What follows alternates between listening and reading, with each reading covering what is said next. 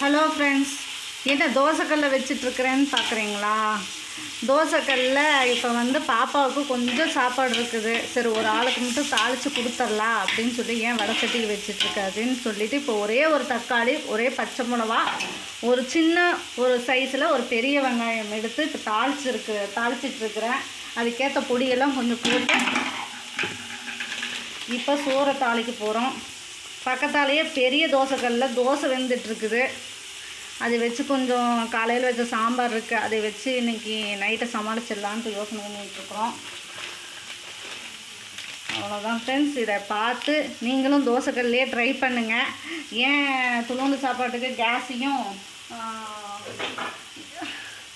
எண்ணெயும் வேஸ்ட் பண்ணிட்டுருக்கீங்க? தோசைக்கல்ல இது பண்ணனா சீக்கிரம் கழுவி இல்லை, டக்குன்னு சமையலும் ஆயிரும், டக்குன்னு நம்மளுக்கு ஏற்ற ருசி ஃப்ரைட் ரைஸ் மாதிரி வந்துடும்.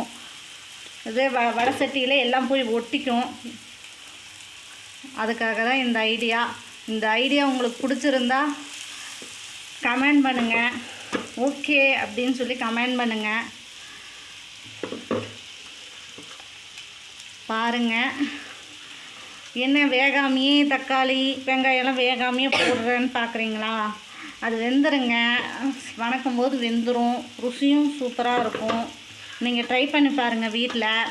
இத்துளூண்டு சாப்பாட்டுக்கெல்லாம் வடை சட்டி வச்சுட்டு இருந்தால் டைம் வேஸ்ட் ஆயிரும், கேஸும் வேஸ்ட்டு. வடை சட்டி ஹீட் ஆகி எண்ணெய் ஹீட் ஆகி போடுறதுக்கு இப்போ ஒரு வீட்டில் வேலையும் முடிஞ்சிடும், நம்மளுக்கு வேலையும் மிச்சம்.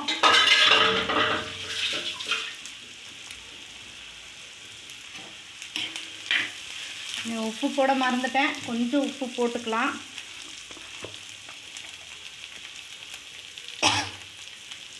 பிள்ளைங்க தானே காரம் கம்மியாக சாப்பிட்டுக்குவாங்க, எங்களுக்கு தான் காரம் ஜாஸ்தியாக வேணும்.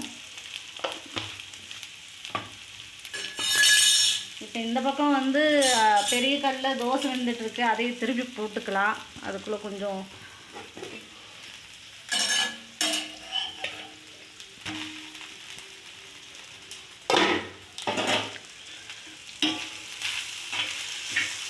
பாருங்க எவ்வளோ கலர்ஃபுல்லாக வருது. டேஸ்ட்டும் பார்க்குறதுக்கு நல்லாயிருக்கும், பிள்ளைங்க விரும்பி சாப்பிடுவாங்க.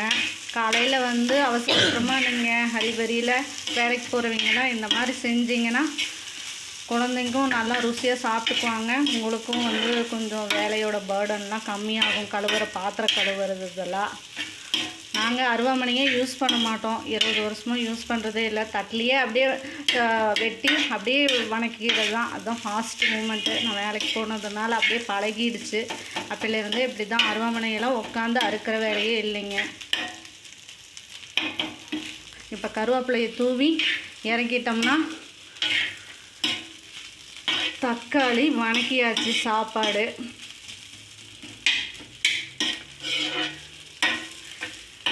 இதை பார்த்துட்டு உங்களோட கமெண்ட் என்னன்னு சொல்லுங்கள்.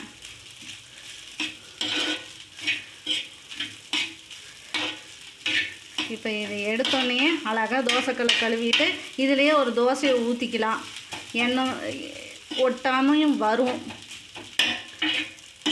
அதுக்கு நான் கேரண்டி. சாப்பாடு வணக்கிறமே தோசைக்கல் வீணாக போயிடும்னு நினைக்காதீங்க. நானும் 20 வருஷமாக இப்படி தான் நான் பண்ணிகிட்ருக்கேன். உங்களுக்கு அந்த டிப்பு தரேன், செஞ்சு பாருங்கள். கல் சூடாதனால அடுத்த கொஞ்சம் வாஷ் பண்ணதுலே அடுத்த தோசை ஊற்றிட்டோம்னா நம்மளுக்கு கேஸ் மிச்சமாகும்.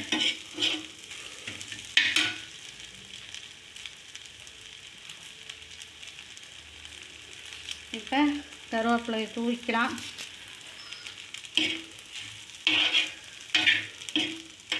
இப்போ ஒரு ஆளுக்கு ஏற்ற மாதிரி சாப்பாடு ரெடி.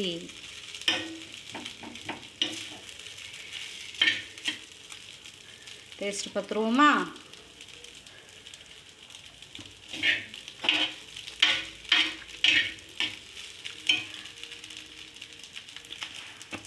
கொஞ்சம் உப்பு பத்தலைங்க, உப்பு போட்டுக்கிறேன். உப்பு மட்டும்தான் பத்தலை, மற்றதெல்லாம் ஓகே தான்.